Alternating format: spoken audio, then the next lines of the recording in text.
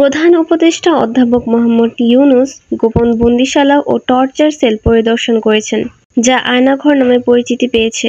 আজ বুধবার প্রধান উপদেষ্টা আয়নাঘর পরিদর্শন করতে যান। এ সময় তার সঙ্গে ছিলেন আইন, বিচার ও সংসদ বিষয়ক উপদেষ্টা অধ্যাপক আসিফ নজরুল, পরিবেশ, বন ও জলবায়ু পরিবর্তন মন্ত্রণালয়ের উপদেষ্টা সৈয়দ রিজওয়ানা হাসান, গৃহায়ন ও গণপূর্ত উপদেষ্টা আদিলুর রহমান খান, উপদেষ্টা মাহফুজুল আলম, তথ্য ও সম্প্রচার মন্ত্রণালয়ের উপদেষ্টা মোহাম্মদ নাহিদ ইসলাম এবং স্থানীয় সরকার, পল্লী উন্নয়ন ও সমবায় উপদেষ্টা আসিফ মাহমুদ সজীব ভূঁইয়া। গুম সংক্রান্ত তদন্ত কমিশনের সদস্য ও সাংবাদিকেরাও এই সময় উপস্থিত ছিলেন।